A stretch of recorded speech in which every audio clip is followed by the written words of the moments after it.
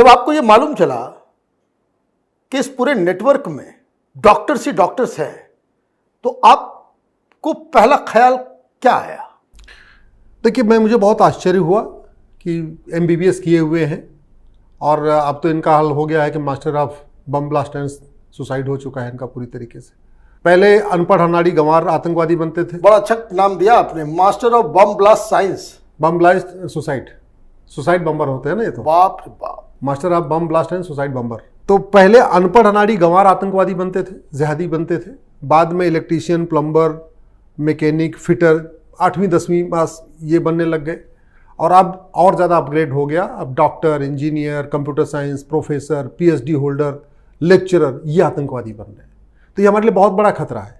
अब आप सोचो कि अगर डॉक्टर जिसका काम है ज़िंदगी लेना, अगर वो सुसाइड बम्बर बन सकता है, तो उसने इलाज करने के दौरान कितने लोगों को मारा होगा, कितने लोगों को इंजेक्शन से मारा होगा, कितने लोगों को दवाइयों के रिएक्शन से मारा होगा, कितने लोगों को जहर का इंजेक्शन दे के मारा होगा। अब तो एक लेडी डॉक्टर भी पकड़ी गई है, तो उसने हो सकता है कि बहुत सारी महिलाएं जो इलाज करने आई हों, उनके पेट में नसबंदी कर दिया हो, कोख में उनके बच्चों को गायनेकोलॉजिस्ट बनाई जा रही है। तो ये बहुत बड़ा खतरा है। और जब डॉक्टर अगर सुसाइड बम्बर हो सकता है, कल को ट्रेन के इंजन में केवल 2 ही लोग होते हैं, पता चला एक जिहादी बन गया, उसने दूसरे ड्राइवर को मार दिया और ट्रेन ले जाकर कहीं पर दूसरे ट्रेन से टक्कर मार दिया।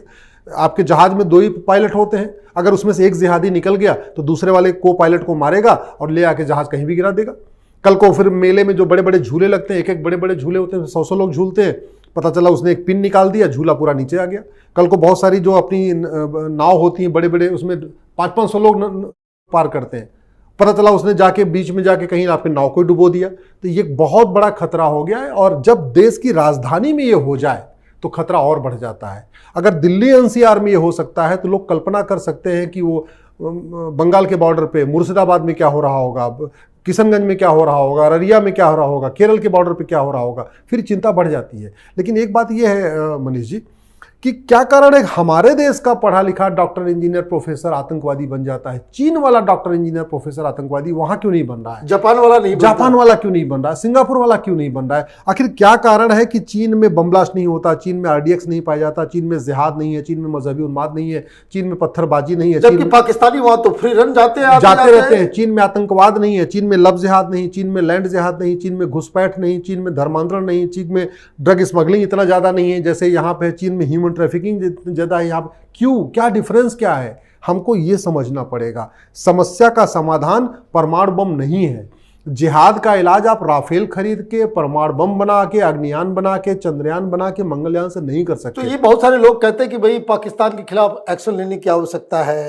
नहीं, पाकिस्तान के खिलाफ जो जिस तरह से यूरी के बाद हमने हमला किया, सर्जिकल स्ट्राइक किया, फिर बालाकोट हमने किया, जब पुलवामा हुआ और जब पहलगाम हुआ तो हमने जो है ऑपरेशन सिंदूर किया, इससे इसका कोई इलाज नहीं हो। इसका इलाज नहीं हो सकता। आप कितने अफजल मारोगे, हर घर से अफजल निकलेगा। आप एक अफजल मारोगे, 100 अफजल तैयार। मुगल यहाँ पे 1000 मदरसा खोल के गए थे, मदरसा 3 लाख हो चुका है। तो आप मदरसे में क्या होता है दुनिया को पता है।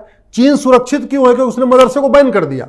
चीन सुरक्षित इसलिए है कि उसने 18 साल तक कॉमन एजुकेशन सिस्टम लागू कर दिया कि सब लोग जो मैं पढ़ा रहा हूं वो पढ़ोगे, अपना जो पढ़ना बाद में पढ़ना। चीन इसलिए सुरक्षित है, चीन इसलिए सुरक्षित है, उसने वहां धर्मांतरण कराने की किसी की हिम्मत नहीं है। चीन इसलिए सुरक्षित है कि वहां पे तबलीगी जमात जैसे संगठन वहां नहीं है, कोई जमाती वहां संगठन नहीं है। चीन इसलिए सुरक्षित है, वहां विदेशी फंडिंग नहीं है। चीन इसलिए सुरक्षित है, किसी रोहिंग्या बांग्लादेशी की वहां जाने की हिम्मत नहीं। क्यों? उसका कानून बहुत कठोर है। हमें इस बात को समझना पड़ेगा, सिस्टम बदलना पड़ेगा। आपको जब तक नियम कानून नहीं बदलेंगे, सिस्टम नहीं बदलेंगे, तब तक आप देश को सुरक्षित नहीं बना सकते।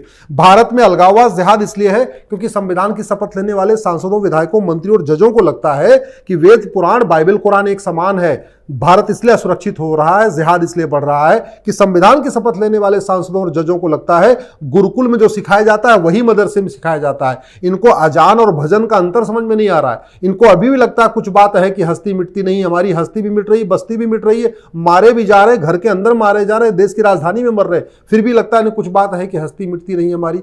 भारत इसलिए असुरक्षित हो रहा है क्योंकि मजहब के आधार पर विभाजन हुआ। इसके बावजूद मजहब के आधार पर नियम कानून चल रहा है, मजहब के आधार पर आयोग और मंत्रालय चल रहा है, मजहब के आधार पर बोर्ड और ट्रिब्यूनल चल रहा है, मजहब के आधार पर स्कूल और कॉलेज चल रहा है, मजहब के आधार पर लोन और वजीफा बढ़ रहा है, मजहब के आधार पर दुकान और मकान दिया जा रहा है। तो जब हम उस जिहादी सोच को धर्म के नाम पे जस्टिफाई कर रहे हैं तो कभी नहीं हो सकता। धर्म का उल्टा अधर्म होता है। अधर्म के लिए अंग्रेजी में कोई शब्द नहीं है, लेकिन अधर्म को लोग रिलीजन के नाम पे, मजहब के नाम पे जस्टिफाई कर रहे हैं। ये समझना पड़ेगा।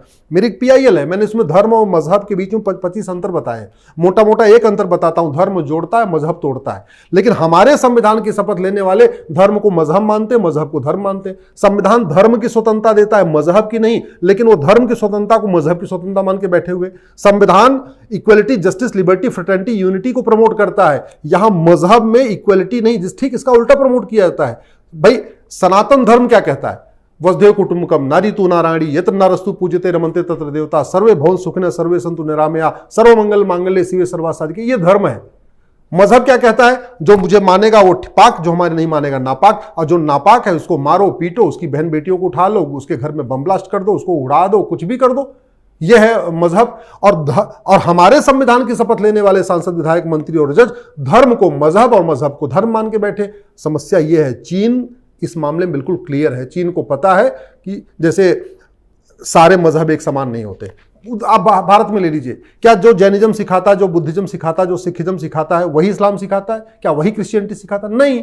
लेकिन नहीं, हमारे यहाँ कहते हैं सारे पंथ एक समान है, सर्वपंथ समभाव। सर्वपंथ समभाव पता नहीं कहां से लाके अपना एक सेंटेंस कॉइन कर दिया, उस पर गाए जा रहे। कुछ बात है कि हस्ती मिटती नहीं हमारी।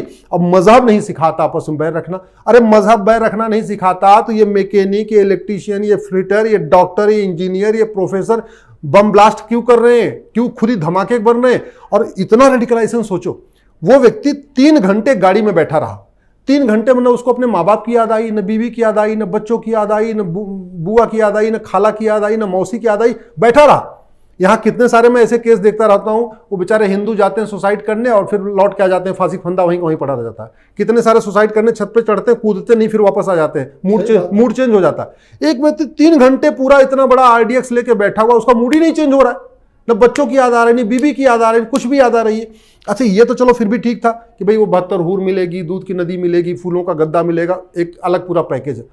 ये जो बड़ा खतरा आया है कि लेडी डॉक्टर, भाई अभी तक तो ये हुआ कि जन्नत में महिलाओं के लिए कोई जगह नहीं है, जन्नत में महिलाओं के लिए कोई पैकेज नहीं है। अब ये नया अगर लेडीज भी इस तरीके से आत्मघाती बन रही है तो इसका मतलब कोई नया उनको दिया गया है कि नहीं, महिलाओं के लिए कुछ अलग व्यवस्था है। उस पर रिसर्च होने की जरूरत है, उसको समझने की जरूरत है वो क्या व्यवस्था है।